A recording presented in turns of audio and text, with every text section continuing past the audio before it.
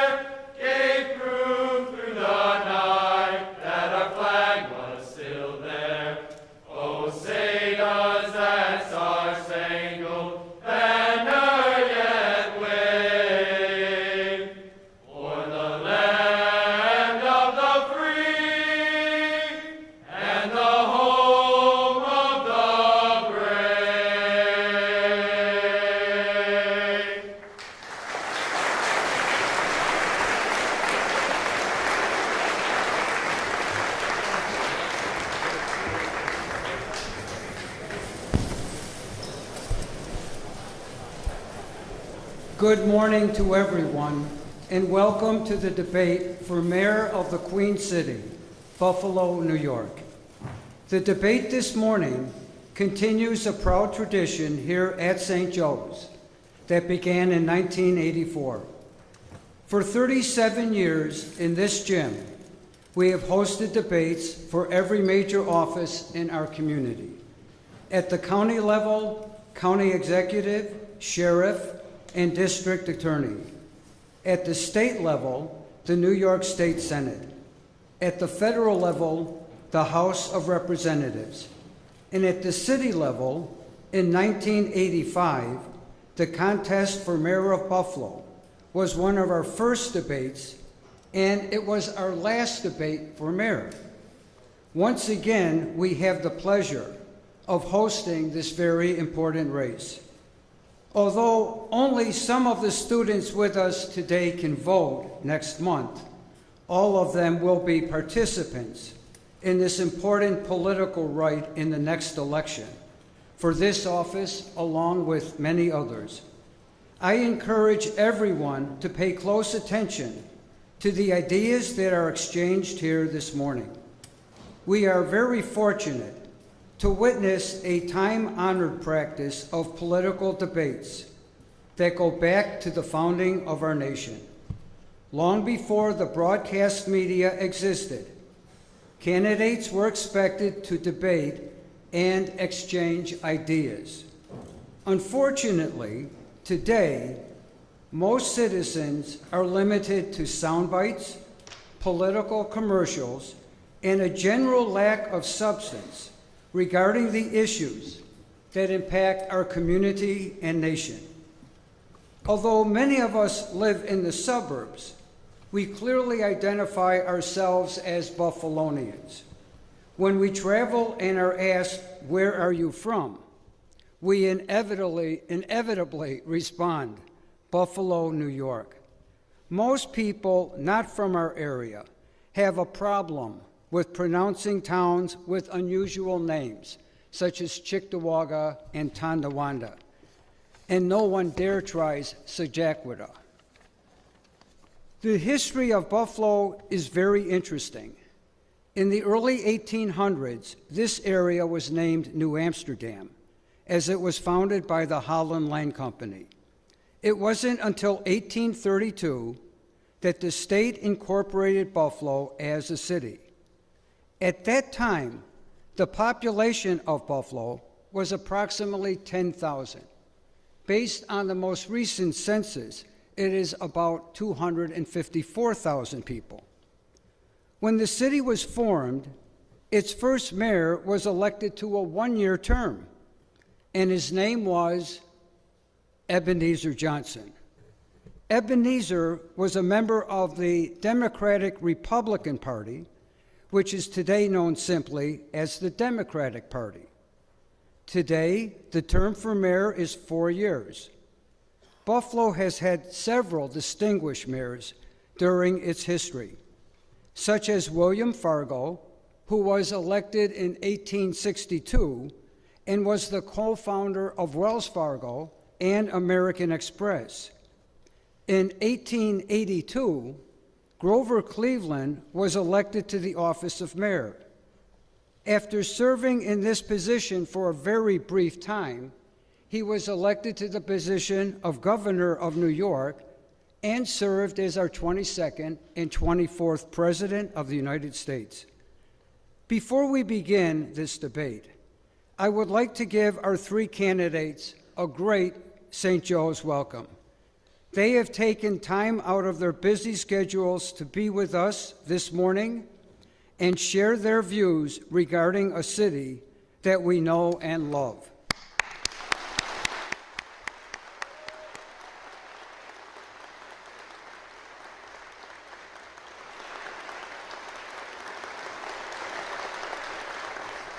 Thank you. I would also like to thank the broadcast and print media for their continued interest in our debates going back over several decades. Broadcast stations 2, 4, 7, and Spectrum, radio stations WBEN and WBFO, and the Buffalo News, especially political journalist Bob McCarthy, who over the many years has regularly written several stories about the debates conducted in this gym on Kenmore Avenue.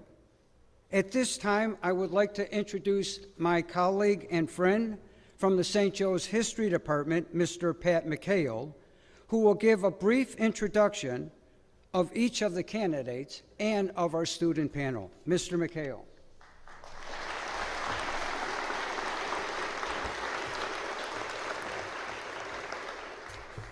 Good morning, everyone. Mr. Lina, did you take my sheet? No. Where is it?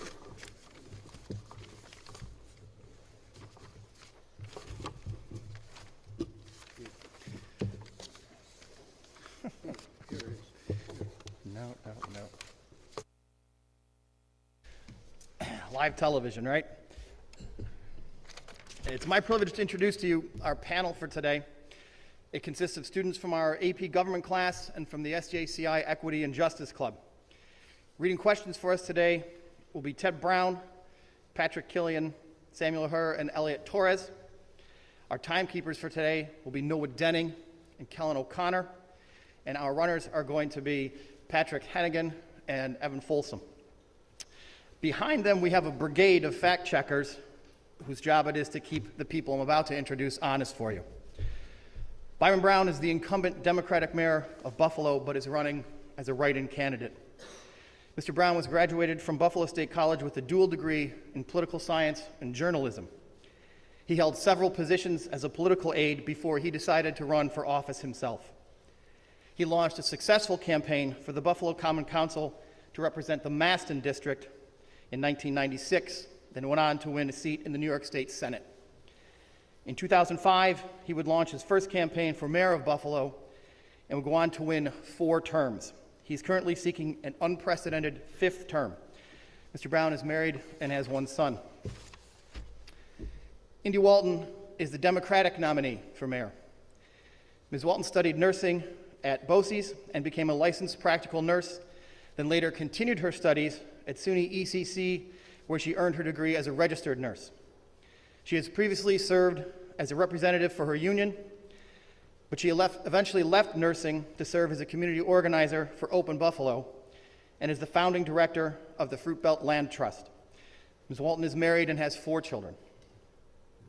Ben Carlisle is also a write-in candidate for mayor. Mr. Carlisle was graduated cum laude from the University at Buffalo, both from its undergraduate program and its law school.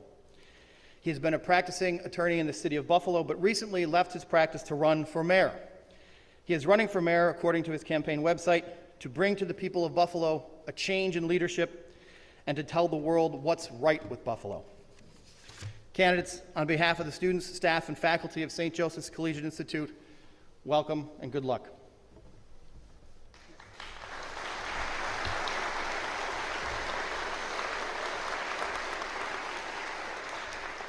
Thank you very much, Mr. McHale. At this time, I will quickly go over the format for today's debate. Each candidate will begin with a 2-minute opening statement. Before the debate, a card was drawn to determine the order in which they will address the student body. Each candidate will be given an open-ended question from me, the moderator, at the start of the debate, and each candidate will be given 1.5 minutes to respond with no rebuttals. A panel of students from the AP American Government class and the Equity and Justice Club will ask a series of direct questions to each candidate, and they will have 1.5 minutes to respond. After the direct question, each of the other 2 candidates will have 45 seconds for a rebuttal to the direct questions that are asked. Just so everyone knows what's going on, and I informed the candidates earlier, when they have 15 seconds left on a direct question or rebuttal, a student's going to raise their hand to alert them. A bell will be rung when their time is up. They have been told they will be allowed to finish their thought or idea, but not to begin a new thought or idea.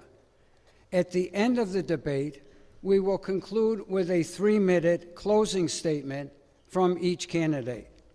Lastly, at any part of the debate, I reserve the right to ask a follow-up question to any of the candidates that are with us this morning. So with that said, let's begin our debate. And our opening statement this morning for 2 minutes will be from Mr. Brown. Mr. Brown. Thank you very much, Mr. Lina. It is a pleasure to be here at St. Joe's, and I am very appreciative for you holding this debate and being part of this 34-year tradition. The city of Buffalo is better and stronger during my time as mayor of the city of Buffalo. We've cut the tax rate to the lowest level in 30 years. We are spending the most money in the history of our city on youth employment opportunities. We have hired the most diverse workforce in the history of the city of Buffalo. I have implemented community policing programs and numerous police reforms. We created the roll program to replace lead lines in the city of Buffalo. There's been over $8 billion of economic development and thousands of jobs created.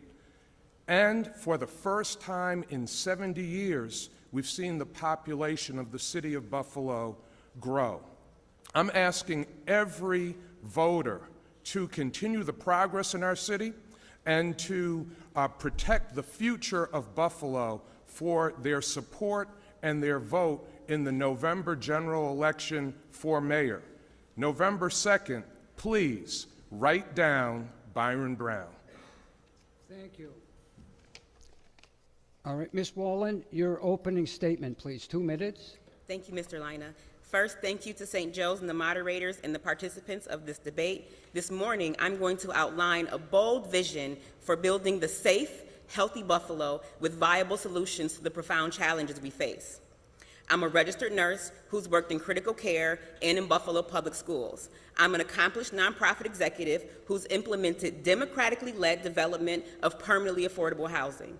For nearly a decade, I've worked with local policy experts to propose smart, sustainable, poverty-reducing initiatives. I'm honored to be the endorsed Democratic nominee for Mayor of Buffalo, and I'm ready to team up with our city's most qualified leaders and hit the ground running on day one. When I'm mayor, we'll finally get serious about public safety and administer evidence-based, data-driven programs that address the root causes of violence and curb the current administration's skyrocketing homicide rate. When I am mayor, we will finally stop padding the windfall profits of downtown developers and instead prioritize healthy communities with safe, stable, affordable housing for all, world-class public education, green jobs at union wages, and improved community police relationships.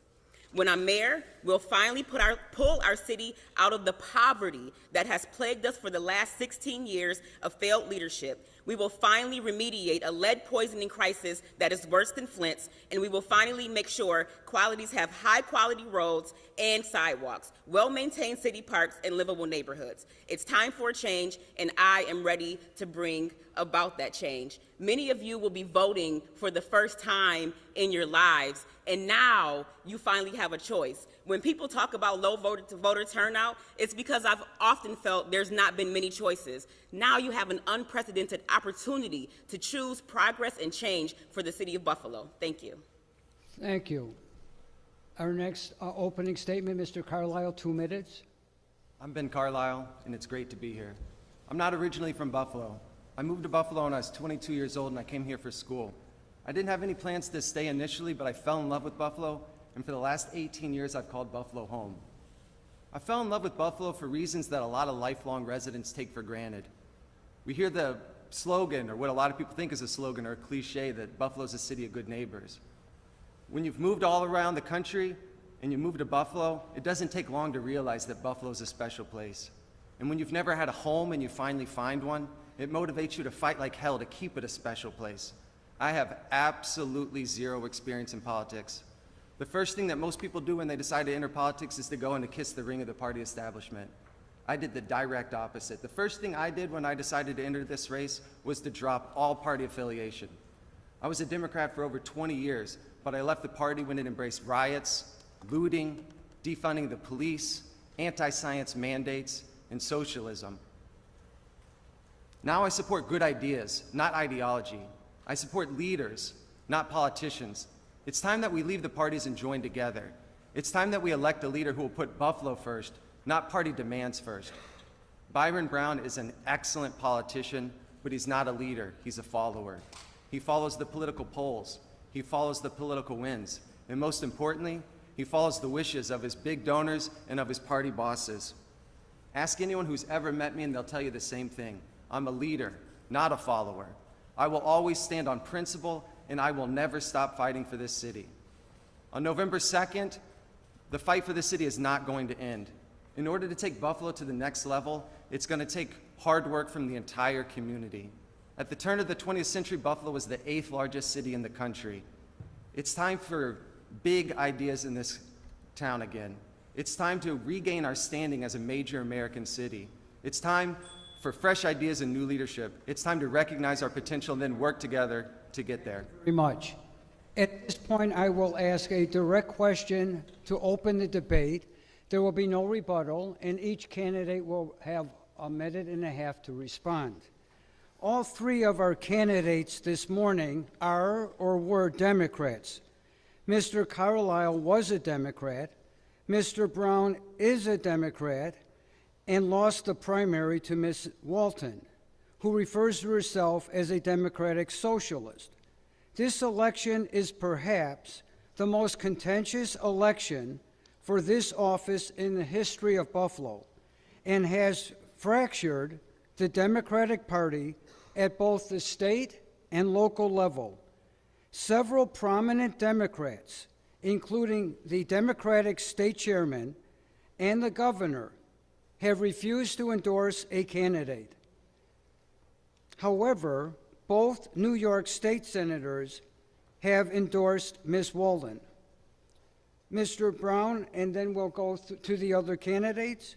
What do you believe has led to this rift in the party, and do you believe it will have long-term ramifications for the party in this community and in this state going forward? Mr. Brown. Well, I think this race for mayor is important to the heart and soul of the Democratic Party, but it is also important to our nation.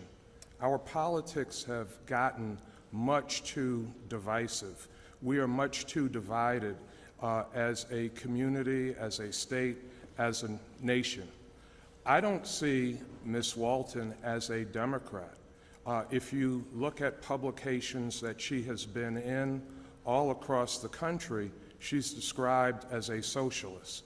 And I think her ideas for the city of Buffalo are bad at best and unworkable. She wants to defund police. She spent months screaming through a bullhorn that she was demanding that our police be defunded. She wants to raise our taxes immediately. She wants to go after other elected officials up and down the ballot. I don't see that as democratic principles, and I don't see that as someone who will lead with love and respect for others, which I think is critically important for our democracy. Thank you. Ms. Walton? I am the endorsed Democratic nominee for mayor of Buffalo. We'll start with that. I won the Democratic primary. Secondly, I am a self-avowed democratic socialist. The first word in that is Democrat. But what socialism means is that I want the same things that most of us want. I want safe, stable, affordable housing. I want a quality education for my children. I want people to have access to health care. I want folks to be healthy, happy, safe, and whole. And I don't think there's anything irresponsible or radical about that idea. I think the fact that I am endorsed by Senator Chuck Schumer and Kirsten Gillibrand proves that I'm not the divisive candidate. I am the candidate that is the bridge that is bringing the progressive part of the Democratic Party together with the more moderate part of the Democratic Party. But the one thing that I want to stress is that the Democratic Party is the party of everyone in and no one out. We want to provide good quality living wage jobs. We want to make sure that we're taking care of our environment and our planet. We want to make sure that our children and generations to come have clean water to drink and clean air to breathe. And that is what I stand for. It doesn't matter what you call it. This is about the future of our community, the future of our children. This is about creating the safe, healthy Buffalo that prioritizes working people, our most vulnerable, our seniors, and our future.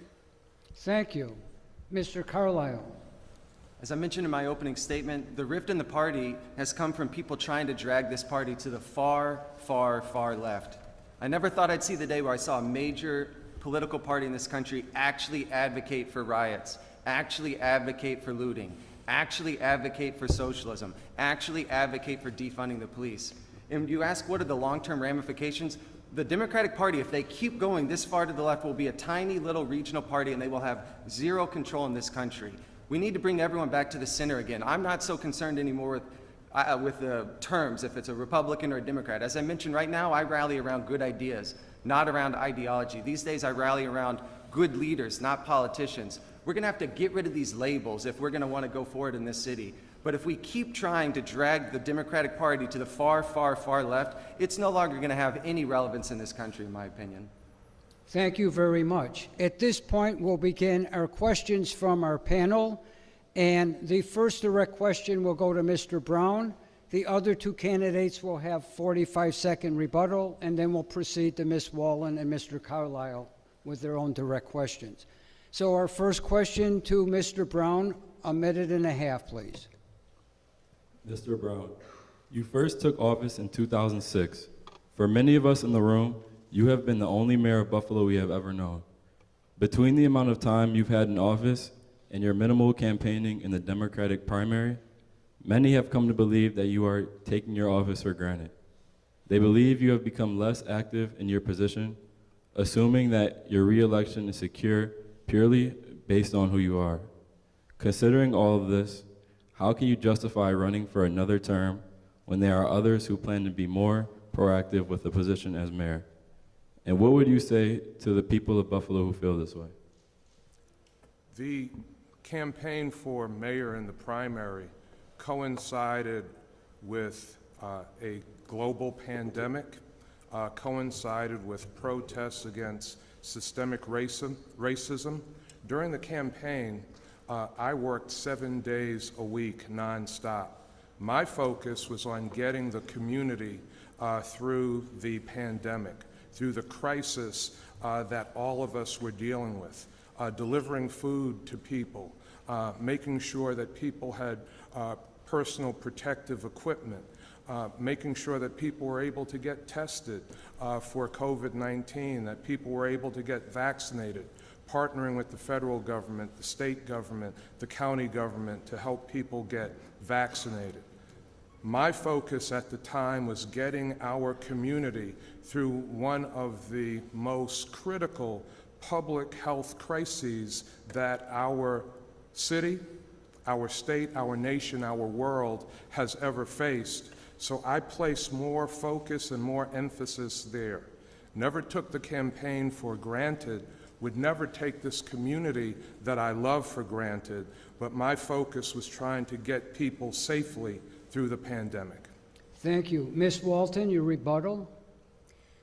I participated in the democratic process. I ran a clean campaign, and with an all-volunteer team, successfully won a primary election. I think that everyone has the right to run, and I think that we should focus our campaigns on what the issues are that are facing our community and presenting our plans for the future of Buffalo. So I look forward to sharing more of that with all of you today. Thank you. Mr. Carlisle, your rebuttal? You know, I go around the community, and not a lot of people have a lot of bad things to say about Byron Brown. I've been in Buffalo for 18 years. He's been my mayor for 16 of those 18 years. Unquestionably, this city has gotten better under Byron Brown's leadership. The problem is he's been there for 16 years, and that is just too long for anybody to hold the same position of power. Because after 16 years, you get complacent. After 16 years, you get arrogant. After 16 years, you just start going through the motions instead of shooting for the stars. It's time that we dream big in Buffalo. It's time that we shoot for the stars. Byron Brown's going to be a steady minder of the ship, but he's going to take us to that next level. Thank you. Our next direct question from our panel will be addressed to Ms. Walton. Ms. Walton, the past few years have seen an increase in the graduation rate for high schools in the Buffalo Public Schools system, rising from approximately 64% in 2019 to 76% in 2020. Critics argue that this increase is largely the result of the waiving of Regents exam requirements because of the COVID-19 pandemic. Even at that rate, graduation rates are still 10% below the statewide average. An additional serious problem in Buffalo schools is that roughly 40% of students are chronically absent. A staggering 1 in 3 students missed at least 20% of school days last year, and this truancy grew worse once classes resumed meeting in person. If elected, what do you see as the mayor's role in helping our school system succeed?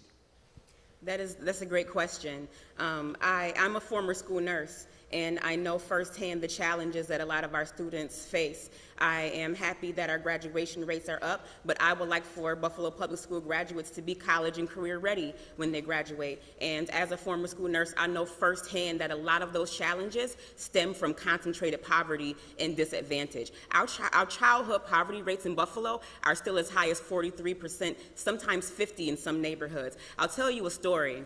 One day I was at work, working in the school system, and there were 3 sisters who came to me with itchy scalps. And they had lice, which is not unusual in a grade school. It spreads quickly, and though people kind of freak out about it, it's absolutely normal. So I call up their mother and I say, it's okay, shampoo them really well, and they can come back tomorrow. I'll check them and they'll be good to go. And their mother's response was, they will be back on Monday because I don't get paid until Friday, and it was a Tuesday. So as mayor, I know that a $5 bottle of shampoo should not be the cause of students missing 3 days of school. I would be very excited and invigorated to work with existing programs like Say Yes, to make sure that our children have the wraparound services that they need in the community, but also just being an active partner with the Board of Education and making sure that we're providing services, providing good jobs so that we're lifting people out of poverty, which is the root cause of our lack of educational attainment and truancy in many ways. Thank you. Your rebuttal, Mr. Carlisle. I think it's an excellent question, but unfortunately the honest answer is there's not a whole lot that the mayor of Buffalo can do to affect anything in the Buffalo Public Schools, because the mayor of Buffalo currently has no control over the Buffalo Public Schools. Right now, control of the Buffalo Public Schools is invested almost solely in the school board. So one thing I would do as mayor is go to the state and say, hey, can you give us equal control, or at least put some control over the Buffalo Public Schools into City Hall? That way I could actually have some influence in some way, some positive benefit to the schools. But right now there's almost no benefit. The one thing I have said is I want to start a program with local chefs and local farms and try to do a pilot program in one school, try to create nutritious meals for kids. It's one thing we could start their day off right. It's the one thing I could do with hopefully donations and people volunteering their time and without using taxpayer dollars. Thank you. Your rebuttal, Mr. Brown. As mayor of the city of Buffalo, I've partnered closely with the Buffalo Public Schools. I was one of the people that was an advocate to bring Say Yes Buffalo to our school district to assist young people with educational attainment, to help them do better in school, and a commitment that every young person that graduates from a Buffalo public school or a Buffalo charter school would be able to get a scholarship to go on to college. This year, after the pandemic, we created the Earn to Learn program to provide resources for young people to be able to get back on track going to summer school with pay to be able to do that. Thank you. Our next direct question goes to Mr. Carlisle. Gentrification is a process by which wealthier residents move into a poorer area, improving the housing in the community and generally raising property costs, which then tends to displace lower-income residents who have lived in the neighborhood sometimes for decades. Over the last 10 years, rent prices have skyrocketed in Buffalo, averaging $1,243 for a one-bedroom apartment, according to Zillow.com. Currently, the area seeing the most gentrification is the Fruit Belt, which is adjacent to the medical corridor. This has raised fears that lower-income residents could be priced out of their communities. Mr. Carlisle, what is your plan to balance the economic development of the Fruit Belt in cooperation with the medical campus and deal with the gentrification caused by this development?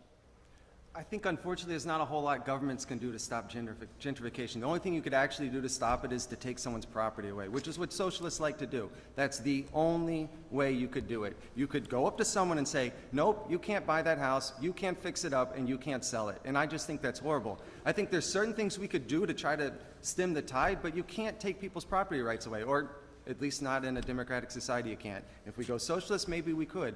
I hope we don't do that. I hope that we find better solutions. The city of Buffalo has 7,000 vacant lots that it owns. We could develop those 7,000 lots. We could build houses on those lots. We could sell them at an affordable cost to first-time home buyers. That's the sort of thing I'd like to see done. But I don't see any way that you can get government to stop gentrification short of taking someone's property rights away, and I don't support that. Thank you. Rebuttal, Mr. Brown. During my time as mayor, we've built over 2,200 units of affordable housing with another 1,000 units under production now. Set a goal of 40% permanent affordability for all housing units in the city of Buffalo. We're close to 25%. Also, cutting the tax rate has been important to keeping the city affordable, giving people the opportunity to be able to purchase homes. The tax rate in Buffalo now is the lowest level it has been in 30 years. Also giving small landlords the ability, if they choose to keep rents lower. Thank you. Your rebuttal, Ms. Walton. Well, as the founding executive director of the Fruit Belt Community Land Trust, I have a solution.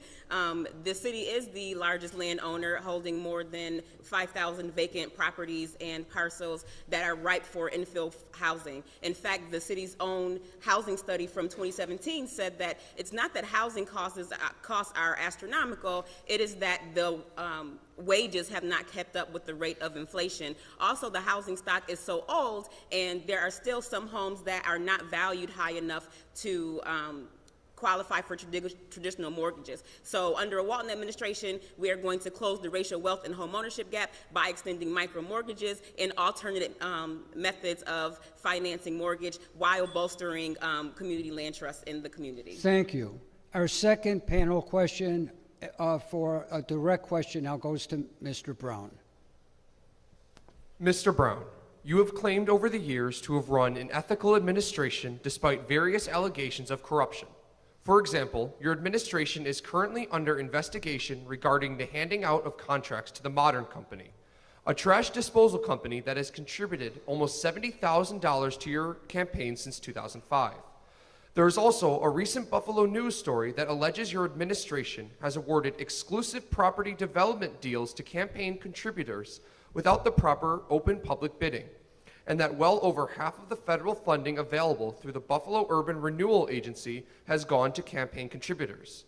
How do you respond to these allegations, and what changes have you enacted to make your administration more transparent?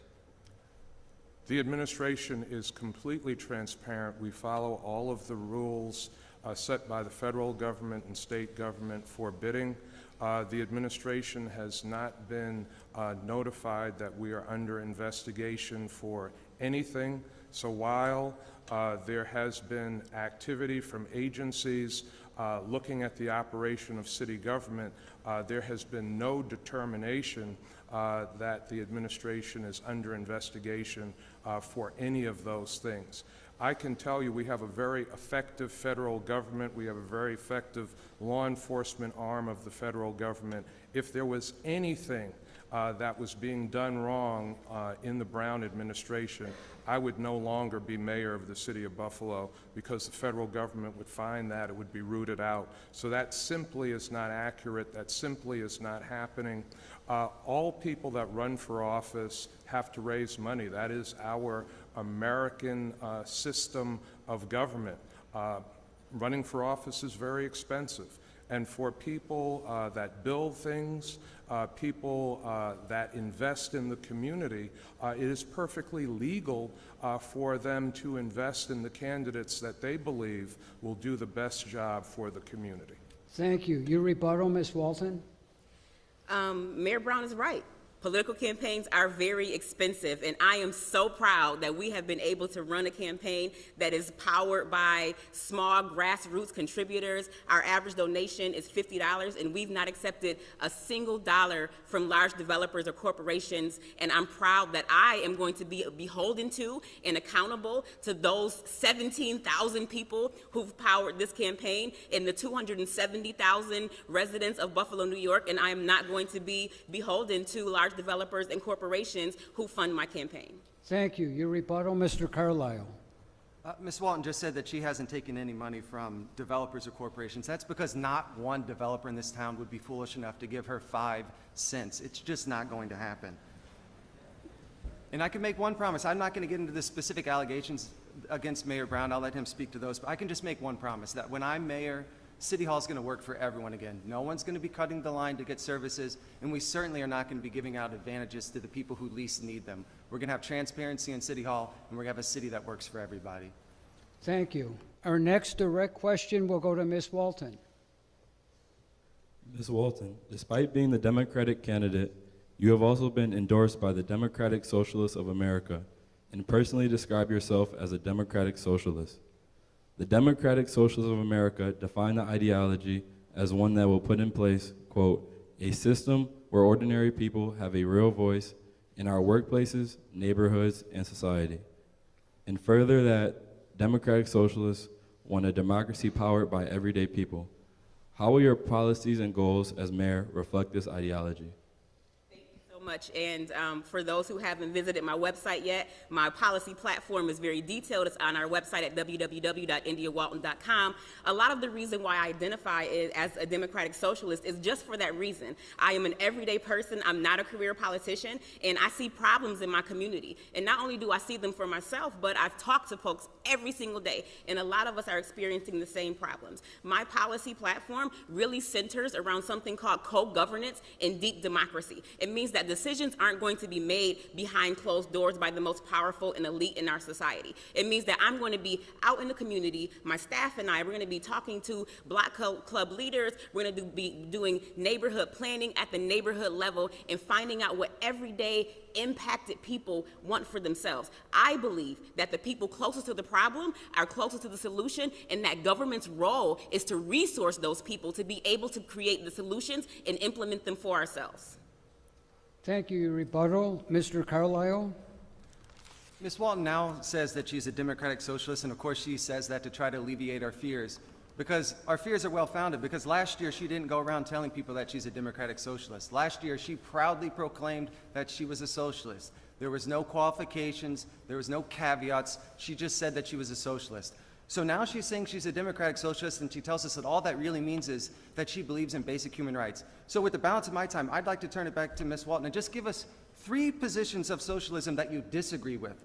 I'm sick of hearing all the stuff that you do agree with about socialism, but what are just 3 things that you disagree with? Thank you. Mr. Brown, your rebuttal. We have to recognize that part of Ms. Walton's narrative is just untrue. She said that she was a successful not-for-profit housing executive when she didn't build a single house. The goal of the agency that she ran was to build 50 affordable houses in the Fruit Belt. They didn't build one. When I pressed her on this in the last debate, she claimed that she built 2. Habitat for Humanity built those 2 houses. She has no record of success with her ideas or philosophies. In fact, she's been a failed housing executive. Thank you. Our next direct question to Mr. Carlisle. Mr. Carlisle, in the wake of both federal and New York State COVID vaccine mandates for workers in many industries, there have been several anti-vaccine protests in the area, including one in Niagara Square in September, staged by healthcare workers, and another one just this past Monday, staged by workers in Elma. Various news reports have you in attendance at both of these rallies. Do you oppose COVID-19 vaccine mandates? And if so, do you also oppose decade-old routine vaccination mandates for school children, such as mumps, measles, and polio? It's a good question. First of all, I didn't just attend the rally in September, I organized the rally in September. And the news media mentioned that I was there, but they failed to broadcast my remarks, because at that rally I made it very, very, very clear that I am not against vaccines, I'm not against masks. What I'm against is mandates. And I've made that perfectly, perfectly clear. But what people get repeated is, oh, and I've heard Ms. Walton say it, Ben Carlisle's an anti-masker, Ben Carlisle's an anti-vaxxer. I'm not. Most of my friends are vaccinated. A lot of my family's vaccinated. I think it's a great choice for a lot of people, but for some people it's not, and I am absolutely against mandates. I've made that very, very clear. Thank you. Rebuttal, Mr. Brown. COVID-19 is the worst public health crisis in over 100 years, affecting our entire planet. I encourage everyone to get vaccinated because vaccination saves lives. I've been to the funerals of many people who did not get vaccinated, who did not believe in mandates, who did not believe in getting vaccinated, who died. To protect yourself, to protect your family, to protect the members of our community, I encourage everyone to get vaccinated. Thank you. At this point in the debate, we're going to do something a little bit different. We're going to begin with a commercial aired by Mr. Brown. And, oh, I'm awful sorry. Your rebuttal. Yeah, thank you. As a school nurse, I can assure you that vaccine mandates are not new. There are exceptions to be made for religious or medical reasons dependent upon your primary care physician, and I called for a vaccine mandate back in September, which the current mayor has failed to do. I also have visited New York City, and I'm very impressed that they don't use the honor system, but in order to be in public spaces with no mask, you have to prove your vaccination status, and that is how we are going to be able to move forward through this pandemic. It's not over yet. We're not on the other side of it, so I also encourage everyone to be vaccinated, to be safe, but also would, as mayor, implement a vaccine mandate. Thank you. Thank you very much, and I apologize. At this point in the debate, what we're going to do is show a commercial aired by Mr. Brown and Ms. Wallen, and we're going to allow the other two candidates to respond to Mr. Brown's commercial, but there will be no rebuttal on his part. They have a minute and a half. We will then air a Ms. Walton commercial, and Brown and Mr. Carlisle will respond. And in Mr. Carlisle's case, he has a message on the internet that we're going to air part of, and the other two candidates will get to respond to his message. So let's begin with the commercial that Mr. Brown has been airing, at least one of the commercials. If India Walton becomes mayor, 100 police officers will be fired, including me. And me. All of us will lose our jobs. India Walton plans to cut $7.5 million from the police department. That means firing 100 police officers. And since the city is required to lay off the newest officers first, most of us are women and people of color. Our job is keeping Buffalo safe. We can't do that under India Walton. Ms. Walton, you have a minute and a half to respond to his commercial. Thank you. I want to begin by acknowledging Lindsay Daddario, who took that photo of me, and that photo is proprietary. It actually belongs to the Associated Press, and the Brown campaign has not had permission to use it. Secondly, there's nothing in my plans that will eliminate 100 police officers from the police force.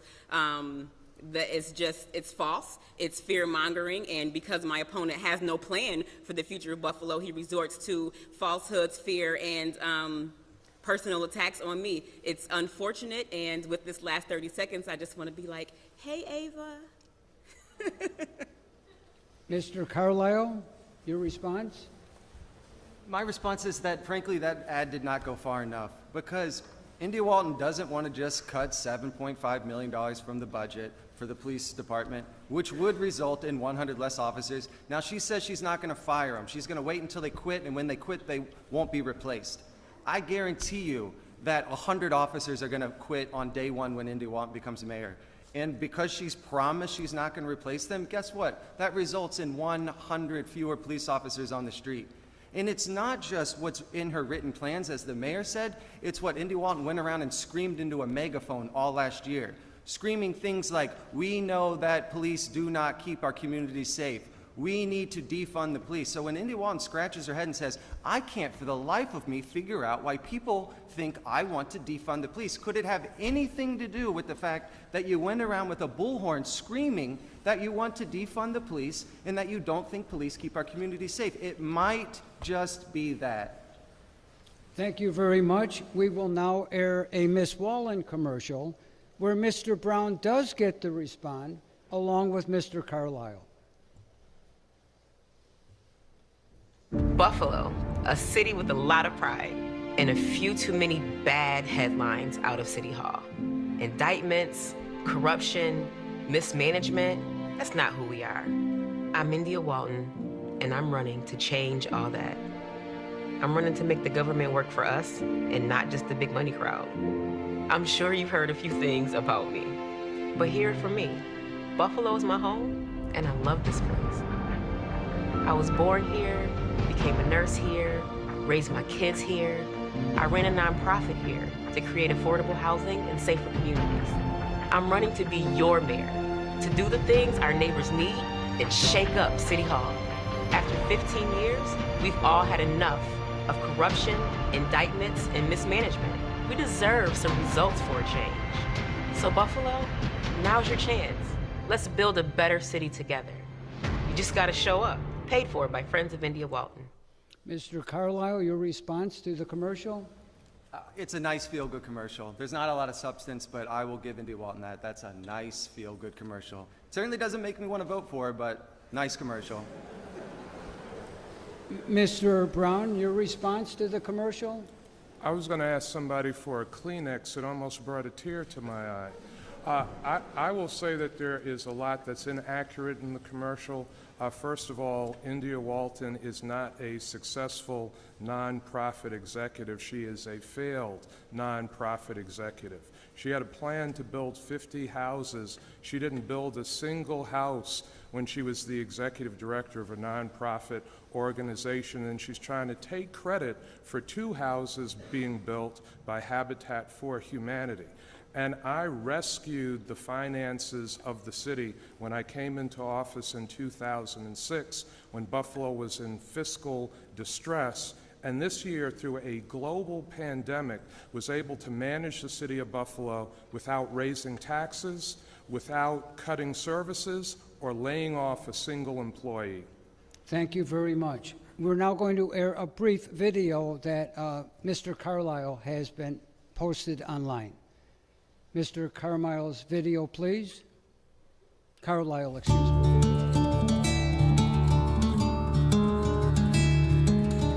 Hi, I'm Ben Carlisle, and I'm running for mayor of Buffalo. According to India Walton's Socialist Manifesto, Buffalo's only problem is not enough government. In reality, the only thing hindering Buffalo's full renaissance is way too much government.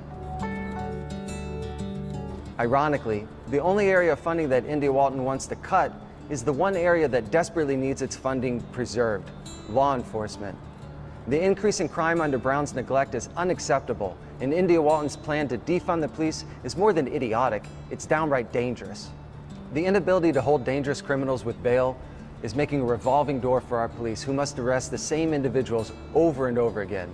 And telling criminals ahead of time which crimes won't be prosecuted is just an invitation for more crime. While I support... Thank you. Mr. Brown, your response to the commercial? Well, Mr. Carlisle is right. Ms. Walton has said that she wants to cut the police budget. She did, for the better part of 2020, run around the city of Buffalo with a bullhorn to her mouth, saying that she demanded that police be defunded. I pressed her on this issue in the last debate. She said she had a study that said you could cut more than $16 million from the police department budget. You know how that would be achieved? By taking uniforms from police officers, by taking equipment from police officers. Her plans for policing in the city of Buffalo not only would defund police, it would destroy public safety in our community. Ms. Walton, your response? I want to be clear that police respond after crimes have been committed.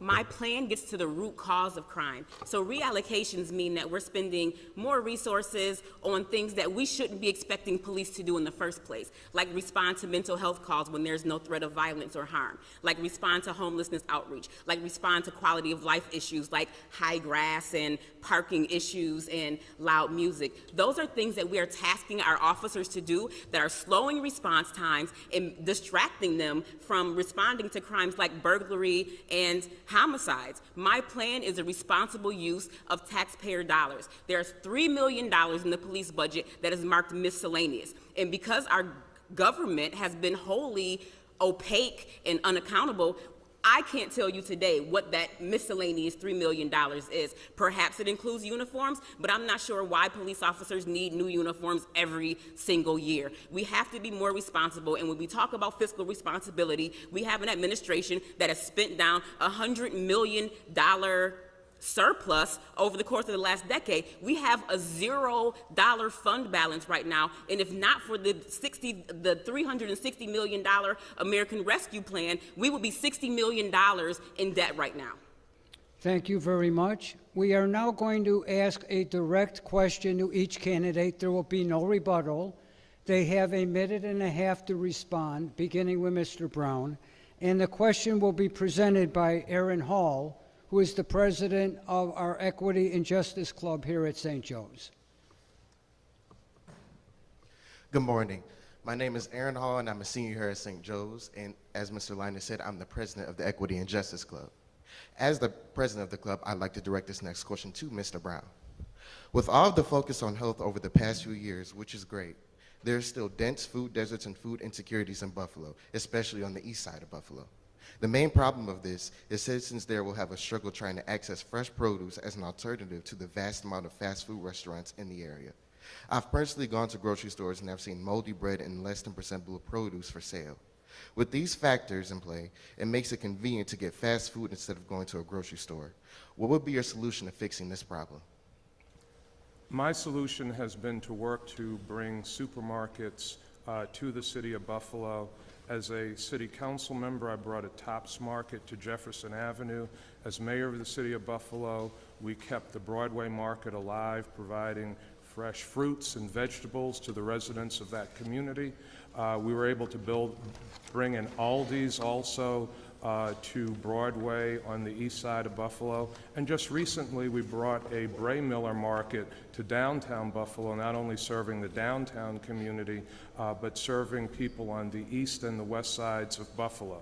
I believe that by partnering with the private sector and with the business community, we can bring more supermarkets, we can bring more quality food into the inner city, partnering with the residents of our community as well, and eliminate the food deserts that presently exist in the city of Buffalo. And I will just say, as I wrap that up, Ms. Walton was wrong about the city's fund balance. There is $89 million in the fund balance. Over $38 million of that is the rainy day fund that I created as mayor of the city of Buffalo that did not exist before I became mayor of Buffalo.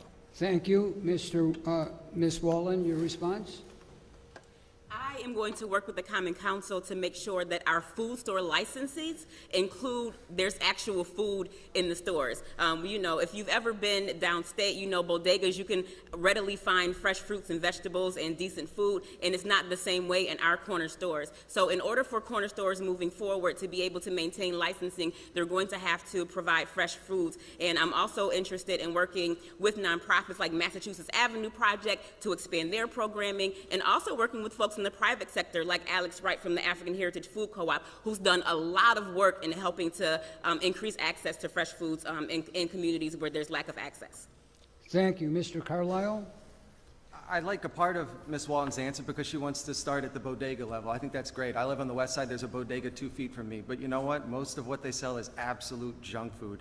I'd love to get bodegas to sell better food, but I don't want to use sticks. I'd rather use carrots. Ms. Walton says she wants to, you know, tie their licensing to making sure that they sell fresh fruits and fresh vegetables. I'd rather do it more of an incentive based, give them some tax credits to encourage them to do that. I don't like to use sticks. I'd rather use carrots, but I think it's actually a really good idea. If it works, great. I don't know that it will. You can't force people to sell good food, but you can certainly encourage them to do so. Thank you. We will resume the questions from the panel, and our next direct question, which lends itself to rebuttal from each candidate, will begin with Mr. Brown. In 2021, Buffalo saw a 61% increase in shootings from the months of January to July compared to the average over the last decade. Police Deputy Commissioner Joseph A. Gamralia has accredited the increase in homicides in 2021 to gang violence within the city. Mr. Brown, you have been in office since 2006. Although Buffalo's violence problem is not as bad as it was in 2006, the trend in violence in Buffalo is only getting worse. Do you believe Commissioner Gamalia's accreditation to gang violence being responsible for the uptick in violence? And what has your administration done to address this increase in violence in the city? We've done a lot, and we will be doing a lot more. From 2006 to 2019, crime in all categories fell year after year in the city of Buffalo. We also established some very effective strategies that had to be suspended during the pandemic that are being resumed now, where we are taking more guns off the streets, where we're doing custom notifications, going to the homes of at-risk youth and young adults, notifying their families of the types of activities they're engaged in that could cause them to be victims of violence or to perpetuate violence. I think it's important to note that the activities of my opponent, Ms. Walton, made it more difficult for the police to do their job because they had to respond to protests, they had to respond to things being lit on fire, they had to respond to things being broken.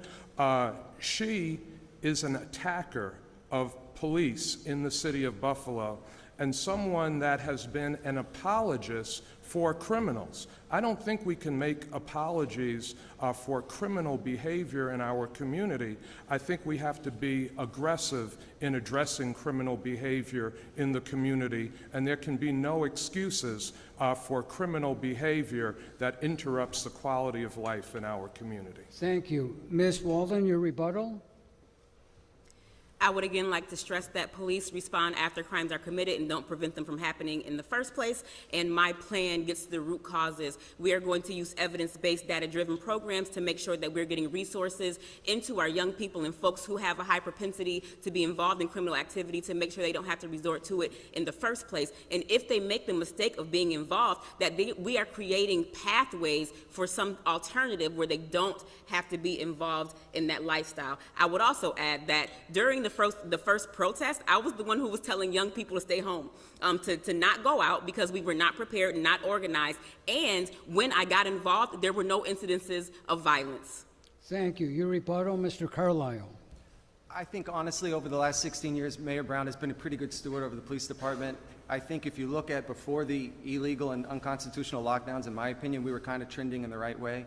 I don't attribute the spike in crime in 2020 and 2021 to gang violence. I think any reasonable person knows that the spike in crime was due to the lockdowns. If you look around the country, you look at the states and the cities that didn't lock down the way that Buffalo did, that didn't lock down the way that New York State did, that didn't close their schools for the entirety of last year, that didn't close their small businesses, that didn't close their churches, they didn't have these same types of problems. So I think if we can make sure that we never ever lock down this city again, which is my promise, we'll probably continue to trend in the right direction.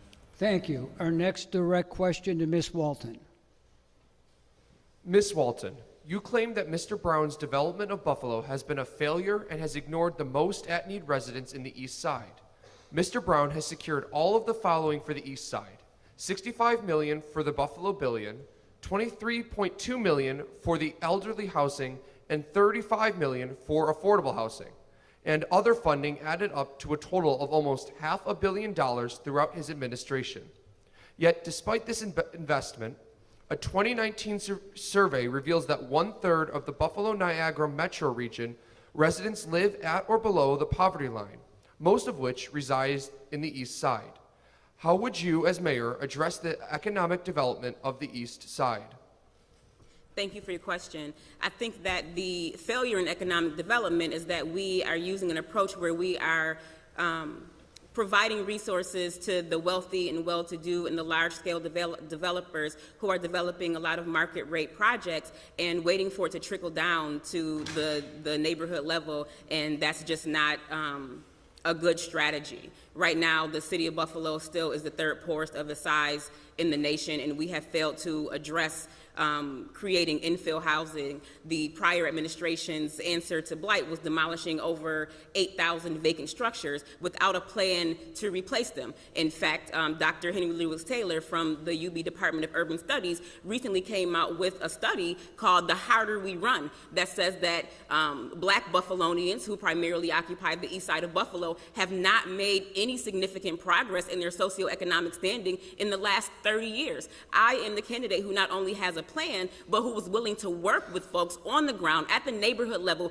to develop strategic plans that make sure that we are developing in a way that is not displacing people, that is ensuring that we are closing the racial wealth and homeownership gap, that ensures that we are maintaining good amenities like city parks and sidewalks and roads, and that folks have a pathway up out of poverty. Thank you. Your rebuttal, Mr. Carlisle. I think your question itself kind of, to me, highlights what the problem is, because we always think it's money. Oh, Byron Brown gave $10 million here and $30 million here and $40 million here, and we gave all this money, and why haven't the problems been resolved? That's the Democrats' playbook. Let's raise more taxes, let's spend more money, and all our problems will go away. It's just not working. So one of the things I've promised is, as mayor, I'm going to start listening more. I promised to do a monthly block club meeting with all presidents of block clubs and really listen and figure out what their concerns are and figure out how we can change the problems without always just spending more money. Thank you. Our next, let's see, Mr. Brown, your rebuttal. So we do have monthly meetings with block clubs. We routinely meet with residents of the community. We've also done some very strategic things like the building of the Northland Workforce Training Center, which is providing training to people in advanced manufacturing and other high-wage jobs that are coming online in our community. To date, hundreds of people have received training from the Northland Workforce Training Center, 54% of them people of color, starting at salaries of between $35,000 a year to over $65,000 a year. We are going to be doing more rapid upskilling of people throughout the city of Buffalo going forward in the next 4 years. Thank you. Our next direct question to Mr. Carlisle. Badly neglected houses, vacant either through foreclosure or other reasons, are called zombie houses. These have been an increasing problem in Western New York. The county clerk's office reports that there are over 800 of these zombie houses located in Erie County, most of which are in the city of Buffalo. Many financial experts predict that this problem will grow worse now that the federal moratorium on foreclosures has expired. As mayor, what would you do to reduce the problem of zombie homes in the city of Buffalo? I think you just got to start with enforcing the rules that we have on the book. We've got a housing court, it's got rules, and unfortunately we just don't enforce it all that well. We've got out-of-town landlords, zombie landlords, whatever you want to call them, and it just happens and it happens and it happens. And a lot of times we don't catch the problem until a circuit breaker burns the whole house down. So I think where you start is with the rules we already have in place. If the housing court says they need more rules, they need more teeth, I'll help them with that. But right now we just need to start enforcing the rules that are on the books. Thank you. Your rebuttal? Yes. The city has worked with other partners to crack down on zombie houses and other problem properties in the city. As you heard Ms. Walton say, I've been able to work with partners to demolish over 8,000 vacant houses in the city of Buffalo during my tenure as mayor. Many of those properties were next door to homeowners, down the street from homeowners, around the corner from homeowners who could not get homeowners insurance because of the presence of those problem properties. We removed a lot of that blight, removed a lot of those properties that threatened other homes in our neighborhoods. Thank you. Rebuttal? I believe that proactive inspections will help us go a long way, but also using legal instruments to take homes into receivership that have been abandoned and put them back to productive use, either by giving them to nonprofits to be able to make affordable units, or by giving them to first-time homeowners to make sure that we're growing our tax base and that people have safe, affordable, stable places to live. So, you know, it's out there. We already have organizations like the Buffalo Erie Niagara Land Improvement Corporation that is able to receive these homes and have resources available to put them back to productive use. So I would rather preserve and have properties be online than just tear them down, not replacing them with anything. Thank you. At this point, I'm going to ask a direct question to wrap up the debate, and then we will begin closing remarks from each candidate, and they will have 3 minutes. We asked our students what's a question that they would like asked. It was a big surprise to me. It had to do with the Buffalo Bills. At any rate, as you know, this is a question that's being asked throughout the community. Buffalo Bills owners Terry and Kim Pagula have recently unveiled plans for a possible new stadium for the team. This plan calls for a 60,000-seat venue, which is more than 10,000 seats fewer than Highmark Stadium currently has, but would include many modern amenities that newer stadiums have and Hallmark does not. If the stadium were to be built in Orchard Park, the cost would be roughly $1.4 billion. However, if it was built in Buffalo, they're estimating that it would cost $2.4 billion. The expectation is that the vast amount of the cost, using either option, would be paid by the taxpayers of our county. As mayor, would you like to see a new stadium in the city, even if the cost exceeded an additional $1 billion? Mr. Brown. I would love to see a new stadium in the city of Buffalo. I think, though, we have to look at return on investment and what it would produce to the residents of the city and the region. I believe a new stadium should be built with a community benefits agreement to benefit the residents of the community. Many stadiums across the country, new stadiums, have been built with community benefits agreements. Money is critically important. It would be easy for me to say what I want when the city is not a party to the stadium agreement. The stadium agreement is between the state of New York, the county of Erie, and the ownership of the Buffalo Bills, the Pagulas. The city does not have any financial skin in the game, so it is difficult for me to say what should happen when I am not at the negotiating table as mayor. It's almost unfair. Obviously, would love to see a downtown stadium. I think the stadium originally being put in Orchard Park was one of the great planning mistakes of the city and region.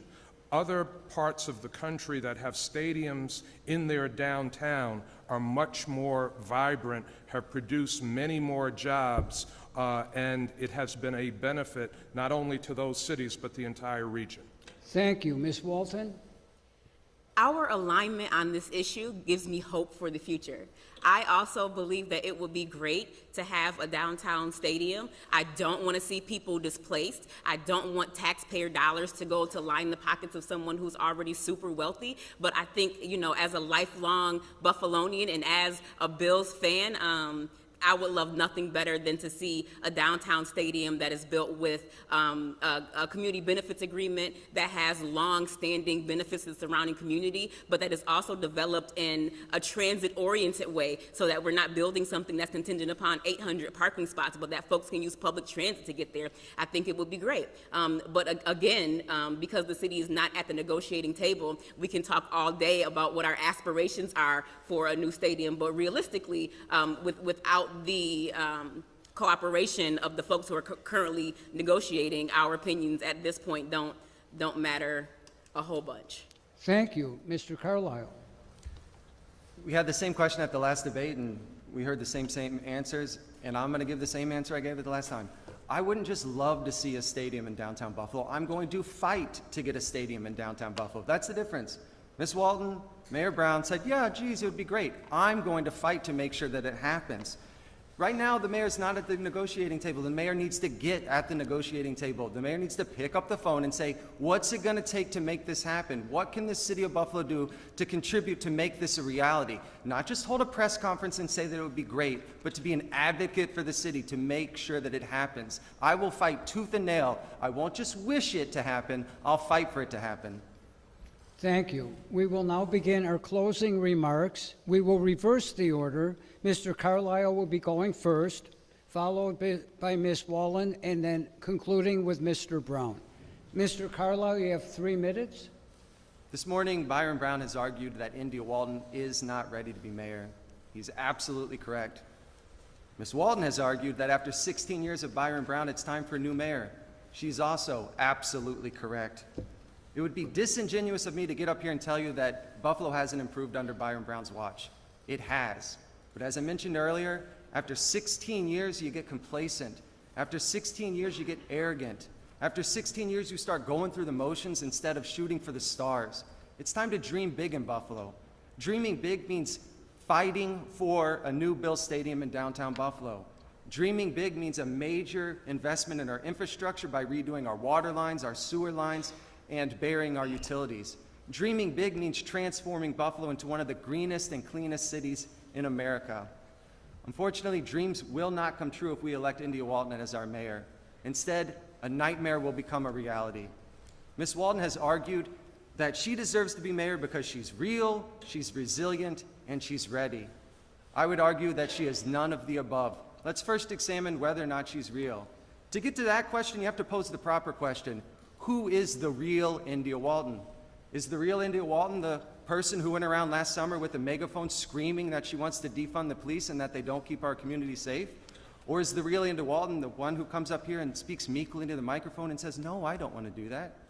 Is the real India Walton a racial and social justice warrior? Or is the real India Walton the person who went on Facebook and told a common council member that he's a tender blank white man. Let's go with resiliency. How resilient is she? Every single time India Walton makes a mistake, she blames someone else, she points the finger, she plays the victim. There's a word for that, but it certainly isn't resiliency. How ready is India Walton? India Walton can't keep track of her unpaid parking tickets, she can't keep track of her taxes, and she can't keep a job. India Walton is not real, she is not resilient, she is not ready.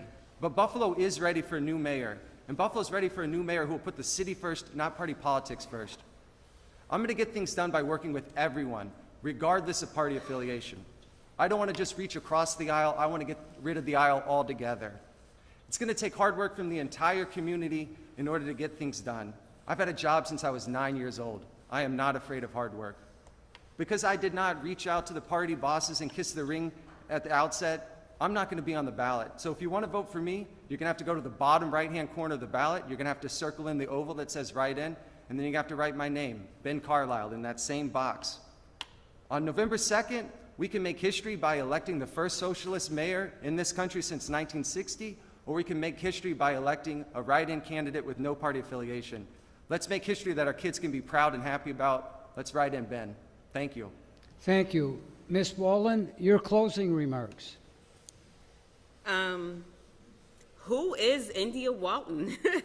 I most definitely am real. I am certainly resilient, and I am also ready. I think that more about my personal life has been on display the last 3 months than anyone else on this stage, and I have been fully accountable. I am resilient because you've seen that things for me have not always been perfect. I grew up in Buffalo. I grew up poor. I had a baby when I was a teenager, and despite all of that, I went on to become a nurse and a successful nonprofit director. No one else can define for me who I am or what success means to me, and I want each and every one of you to carry that with you. Success is what you define it to be for yourself. I am a success, and I am ready. I am ready because I know what the problems of everyday Buffalonians are. I am a mother, I am a nurse, I am a person who is a coalition builder. I've worked in cross-sector and broad coalition partnerships for a number of years to advance smart policy solutions. And time after time after time again, the barrier to the success of a lot of those policy proposals was the second floor of City Hall. Now we have an opportunity to have a person who is going to be open, honest, transparent, listen to, and value the opinions and the ideas of others. A person who has a bold vision and a plan for the future of Buffalo. Think about the kind of Buffalo you want to see over the next 4 years, the next 8 years. And I'll stop there because I'm not going to be in office for 12 and 16 years. I think that every politician has a shelf life, and at a certain point, it's time to just make room. So I'm asking you today to go to line A, vote it just all the way across. I am the Democratic nominee. I am the only person on the ballot. I am endorsed by Kirsten Gillibrand, by Chuck Schumer, by Rashid Wyatt, by the Erie County Democratic Party. I am the endorsed nominee for mayor of Buffalo, the endorsed Democratic nominee for mayor of Buffalo. I promise you I will not let you down. I will always be accessible. I will always be transparent. I will always be real with you, and you will always have an open door and an open heart and open ears with an India Walton administration. Thank you. Thank you. Mr. Brown, your closing remarks. I want to thank St. Joe's for giving us the opportunity to be here with all of you today and to debate the important issues that face the city of Buffalo.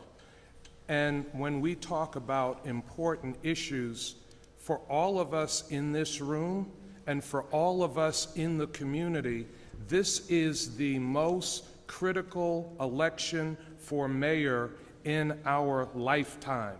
There is a lot at stake, and I have been able to successfully manage the city of Buffalo through every crisis that has come up since I took office as mayor.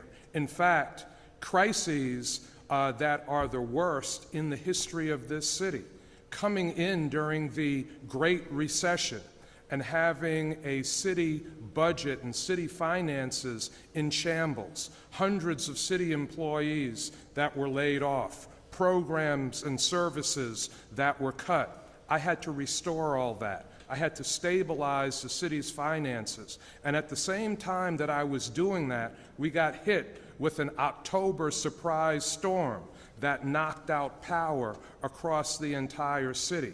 I had to manage our city through that. And in 2020, a global health pandemic that took hundreds, millions of lives across the globe. And I managed our city through that without laying off a single employee, without raising taxes, and without cutting services. This is a time where experience matters.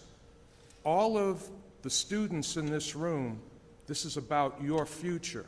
This is about what kind of community you want to live in, with what kind of opportunities you want to have. I know how to help grow this economy. I know how to partner with the development community. I know how to bring jobs to the city of Buffalo. I've done it before, I can and I will do it again.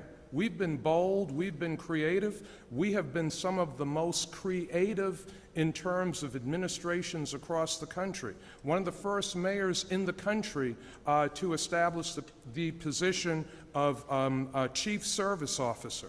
One of the first mayors in the country to create the position of Chief Diversity Officer, to focus on diversity, equity, and inclusion, so that when our city does well, everyone does well. So I am asking, when you vote, to write down Byron Brown, to continue the progress in our city, and to protect the future for each and every one of us in Buffalo and Western New York. Thank you. Before we conclude by giving the candidates a small token of our appreciation, I have been interviewed several times over the last 2 days. The question I've been asked most frequently is, Mr. Lina, what makes for a successful debate? This is what a successful debate is. Why? They answered the questions. Unlike many presidential contests, candidates make up their own questions and answer their question. I am so grateful for each of our candidates for being with us and for continuing this proud tradition here at St. Joe's. Let's thank them for being with us this morning.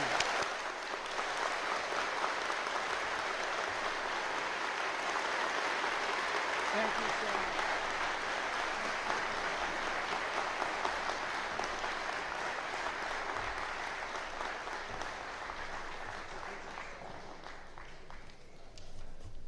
Thank you, Mr. Lina.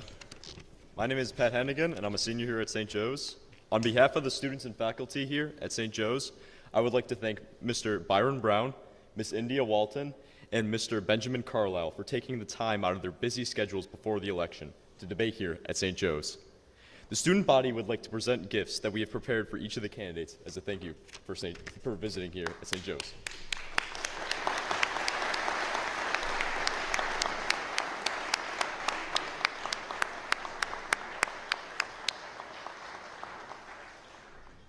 Thank you very much. And with that, our debate is concluded for this morning. Thank you very much to the student body and once again to our candidates.